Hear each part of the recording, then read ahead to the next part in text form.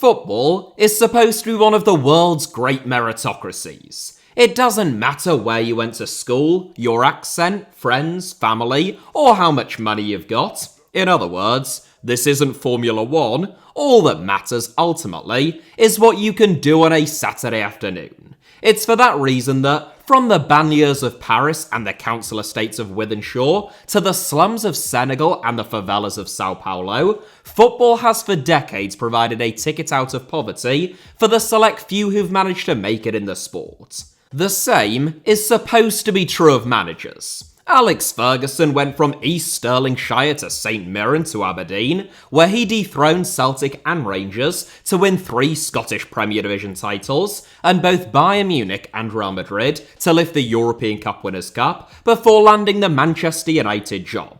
Rinus Michels spent 12 years honing his skills and applying his ideas in the Dutch lower leagues before being rewarded with the top job at Ajax, who had just narrowly avoided relegation but would be inspired to both the European Cup and multiple Eredivisie titles by Michels, who subsequently departed for Barcelona. And Maurizio Sarri, who never even played professional football, took 28 years, during which time he managed 18 different teams, having started out in the Italian non-league game, before claiming his first piece of silverware with Chelsea in 2019, at the age of 60. That was always the idea, at least, of how things should work, even if not everyone followed the exact same path. But now it appears as though the managerial contract, much like the social contract, has broken down. Vincent Kompany, fresh off the back of getting relegated at Burnley, having only won 5 games all season, despite a more than £90 million summer spending spree, was recently appointed as the new head coach of 6-time European champions Bayern Munich.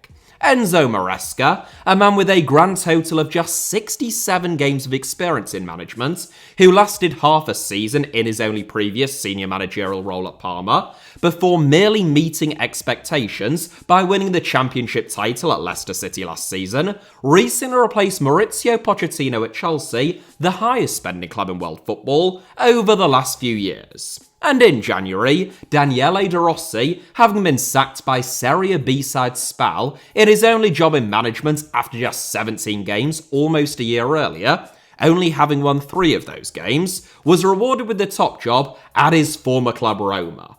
This is a summer which has seen the likes of Bayern Munich, Barcelona, Liverpool, Juventus, AC Milan, Chelsea and, if we are being entirely honest, Manchester United, all try and, for the most part, face significant difficulties in appointing successors.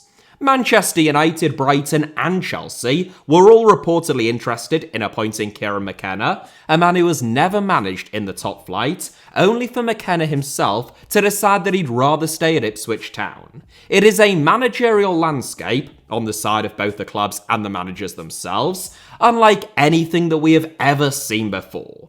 So just what on earth is going on there? What's going on here? Why are big clubs appointing managers they would never even have considered just 5 or 10 years ago? And why are multiple managers very relaxed about turning down some of the biggest jobs in world football? Well, that's what today's video is all about. So sit back, relax, and join me on a journey from Munich to West London as we attempt to make some sense of the unusual developments that have occurred within football management in recent years and what they tell us about the sport as a whole.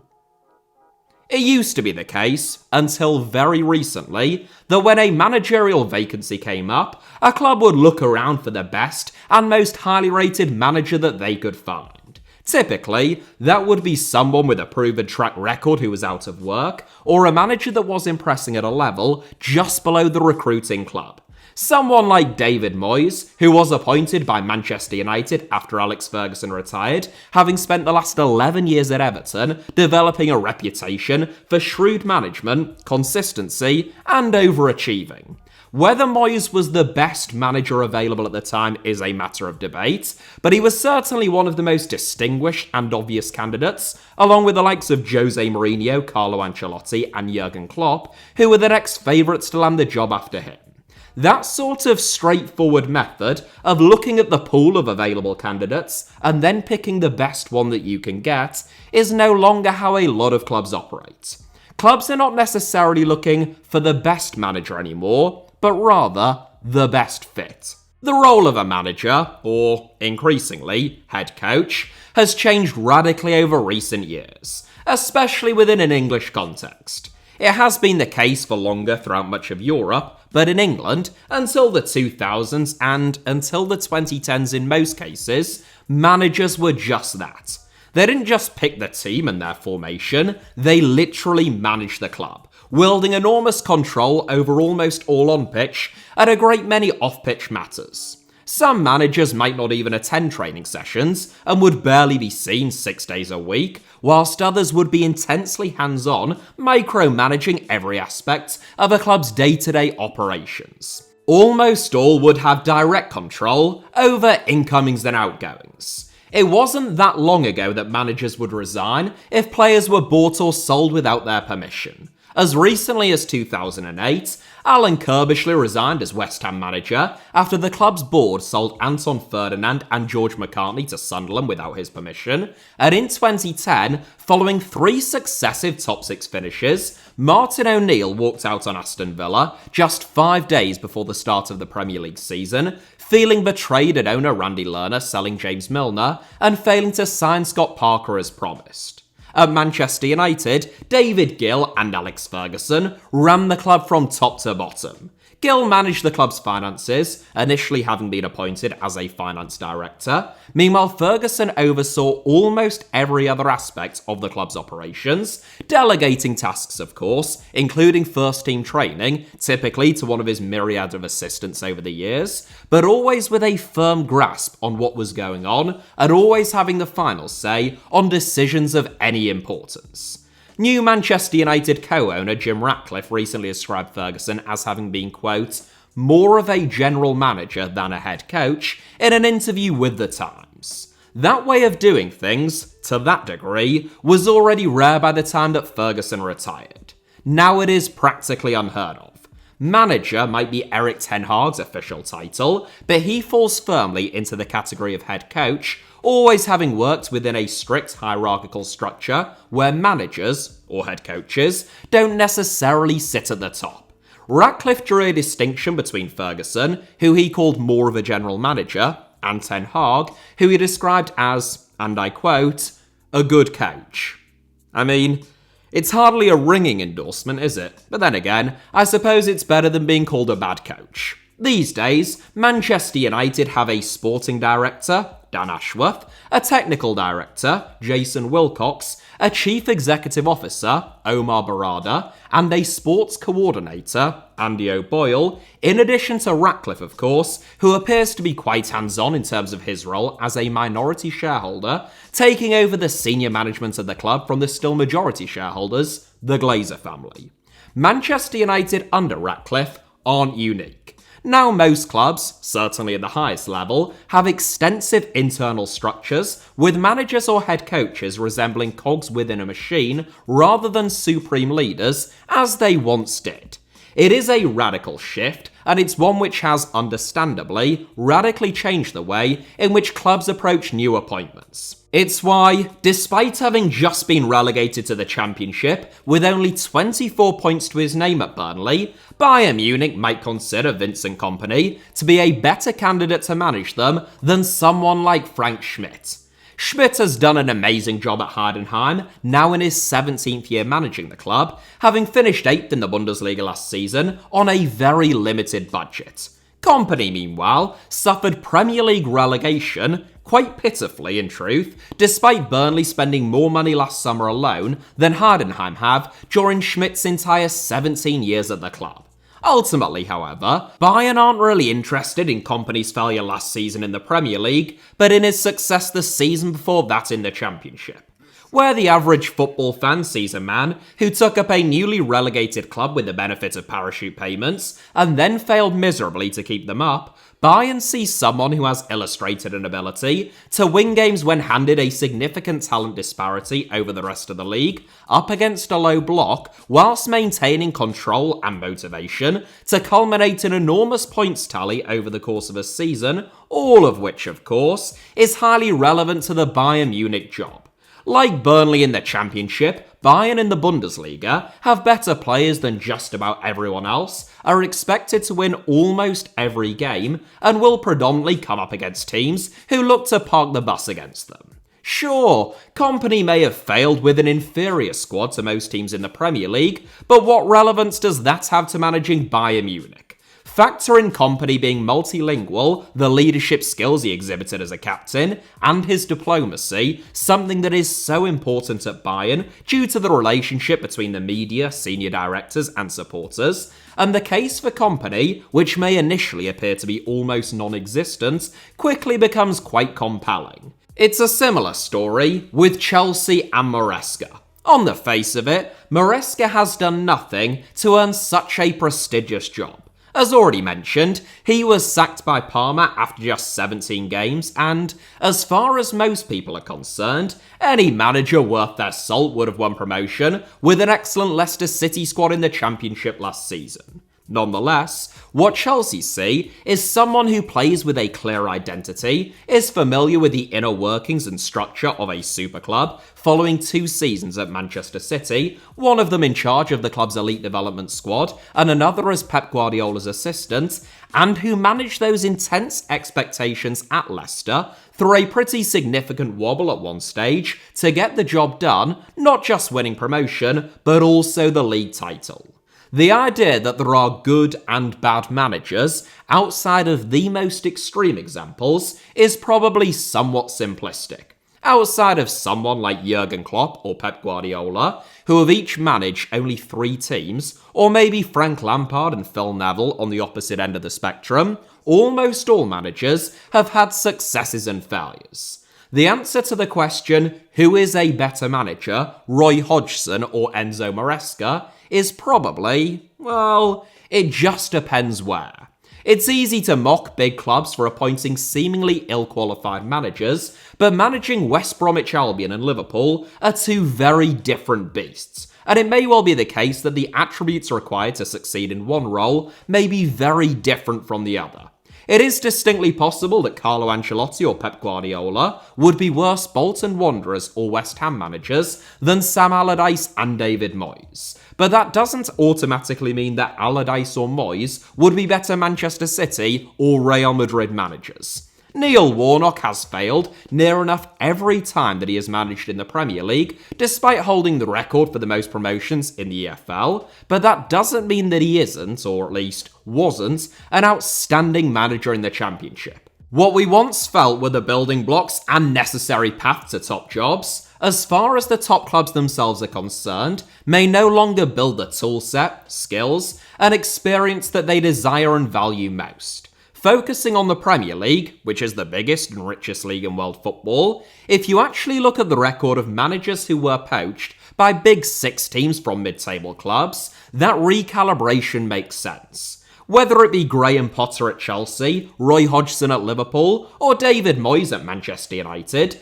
doing an outstanding job with a mid-table Premier League team has very rarely been an accurate predictor of success under radically different circumstances and expectations at a Big 6 club. Of the last 10 Premier League title-winning managers, dating all the way back to 1995, almost 30 years ago, 9 had won top-flight league titles in other countries before winning the Premier League, with the sole exception, Claudio Ranieri, having won other major trophies, like the Coppa Italia and Coppa del Rey, having managed huge clubs like Inter Milan, Roma, Valencia, Atletico Madrid and Chelsea in the past. Ranieri's Premier League title win, of course, was also the strangest and the least expected of them all, with a Leicester City team that didn't have the same kind of super club expectations as other title winners, and he was sacked the following season with the Foxes in a relegation scrap.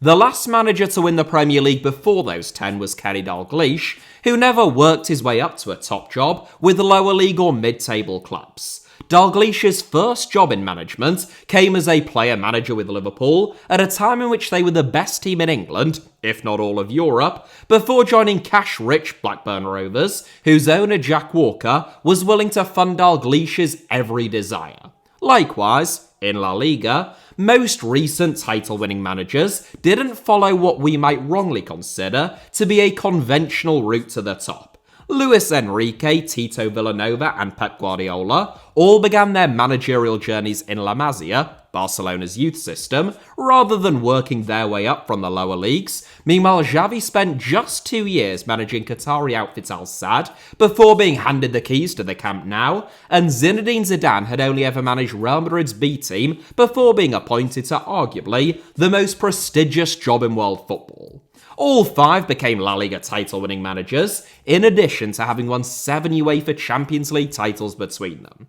Increasingly, super clubs are looking to skip the middleman therefore, bypassing what we might once have considered the obvious candidates in favour of the profile of manager that, in recent years at least, has actually proven to be a success. We shouldn't pin all of this on the clubs themselves though. One of the defining features of this summer's managerial hunt has been the frequency with which managers have turned down the top jobs, and the unusual difficulties that superclubs have experienced in dislodging managers from so-called lesser clubs.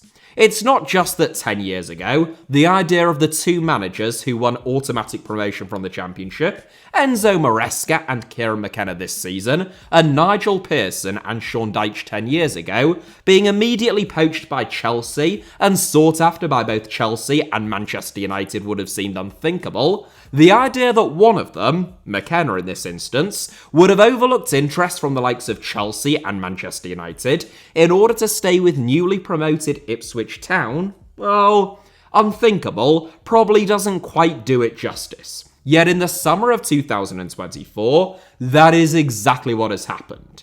McKenna isn't an isolated example. Very highly rated managers, for a variety of reasons, now seem less tempted by the top jobs. Unai Emery, for example, wasn't short of suitors this summer following his success at Aston Villa, and it was widely reported that Bayern Munich were interested in Crystal Palace boss Oliver Glasner following the mid-season revival that he oversaw at Selhurst Park. Neither Emery nor Glasner, however, unusually in historic terms, were able to have their heads turned. There are a few things going on here, or I think so at least. Superclubs may offer managers the only realistic route to winning things, which remains their biggest competitive advantage, and it is obviously quite a significant one, but increasingly, teams further down the food chain can pay enormous salaries, offer more control over day-to-day operations or recruitment, and greater job security. Particularly in the Premier League, even newly promoted clubs are so rich now that, if they really want to keep hold of their managers, they can offer them very healthy financial packages, significantly narrowing the gap between themselves and the elite. Amidst heavy interest in their head coach, for example, Ipswich Town reportedly quadrupled Kieran McKenna's existing salary, up to £5 million a year on a 4-year deal, putting him on the same reported salary as Tottenham's Ange Postecoglou, and on more money, allegedly, than Newcastle's Eddie Howe. In terms of control, there are a few better examples than Unai Emery.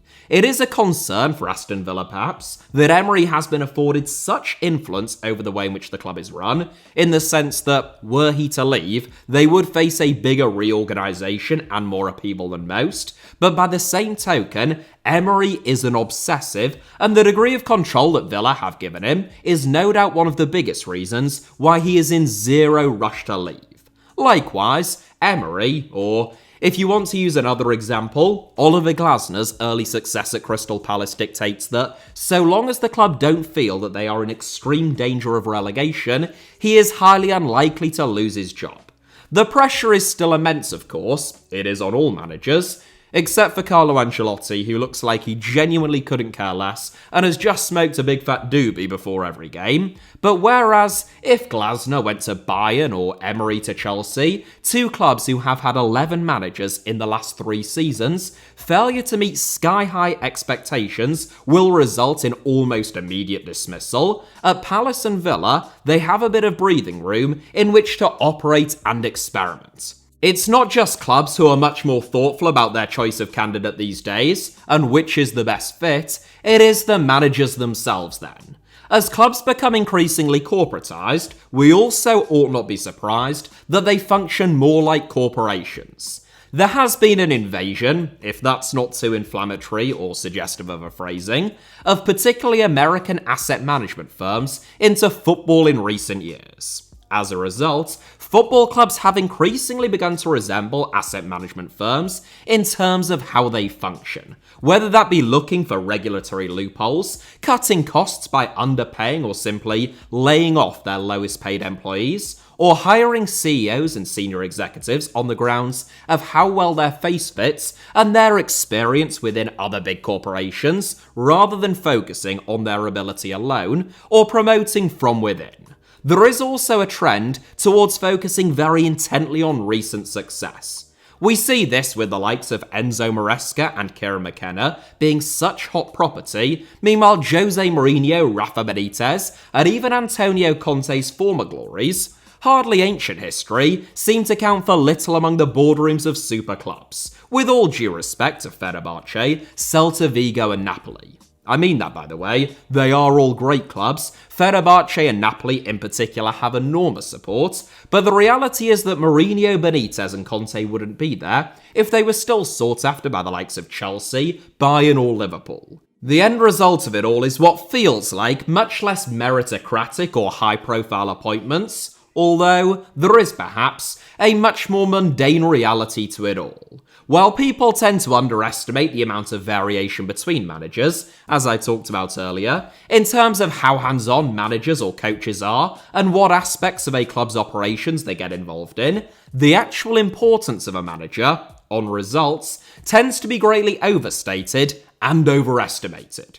Research by Simon Cooper and Stefan Szyminski in their book Soccernomics found that 90% of all variation in terms of league position between clubs can be explained by their wage bills alone. That leaves, at most, 10% of wiggle room for managers. 10% is still significant, but of course, that 10% doesn't come down to managers alone. In fact, in the modern game, particularly at the biggest clubs, it could very reasonably be argued that a director of football or chief executive, and possibly even a head of recruitment or chief scout, wield more influence in terms of dictating a club's points tally and final league position than their head coach. That seems counterintuitive to everything that we think and feel about football. After all, everything always typically comes back to managers, but it is hard to refute the evidence. As an article by John Muller a little over a year ago in The Athletic pointed out,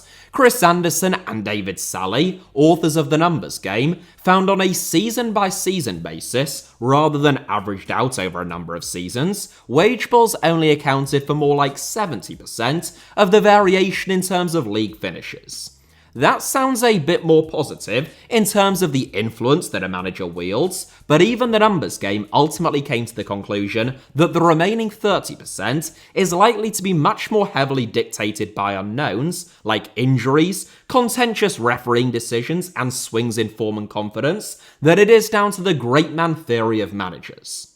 They also found that new manager bounce, or a so-called honeymoon period, one of the phenomenons in football frequently cited as evidence of the impact that a manager can have, whilst undoubtedly real, had more to do with the fact that a team appointing a new manager tends to be in poor form and, invariably, are likely to experience an uptick in form at some stage. When analysing the data of teams in similarly poor runs of form, there is not only little difference between the improvement in form of those who change managers versus those who stick with their current ones. In actual fact, the data suggests that those who decide to replace their managers actually do slightly worse. That's not to say that managers are a total irrelevance or have no influence whatsoever, just that their perceived importance, as many managers have been at pains to point out in the past, is greatly overblown. In many cases, the hiring or firing of a head coach is more performative than substantive. It is about a display and the theatre of competence and of action being taken, as much as it is about the club's hierarchy deciding that a new direction is needed and that the new appointment is likely to meaningfully improve the team's fortunes. So, to conclude, due to the increasingly complex and corporate structures of football clubs, many of them are now as bothered, if not more bothered, about whether a manager's face fits as they are about their competence or experience. The top clubs are far more concerned with the very specific set of skills required to manage a disproportionately talented squad with heightened expectations than they are with whether a manager can overachieve with a smaller budget, worse squad, and less expectations, and will therefore prioritise that kind of experience. Recent achievements have never been more prioritised, or former glories more quickly forgotten, and, above all else, managers or head coaches and, by extension, their appointments, have never been statistically less important. That is it for today's video, but thank you all very much as ever for watching. Hit the like button if you enjoyed it, I hope that was the case of course. Let me know your thoughts down below in the comments. And it goes without saying at this point, doesn't it? Make sure that you are subscribed and have notifications turned on, not just for this channel, HITC Sevens, but also my second channel, Alfie Potsama, both of which should be about to appear on your screens now, along with a couple of videos that you might enjoy watching after this one. You can also find me on Twitter, Instagram, or Threads via the username @HITC Sevens, and all of those links plus a whole lot more good stuff should be down in the video description below. Cheers.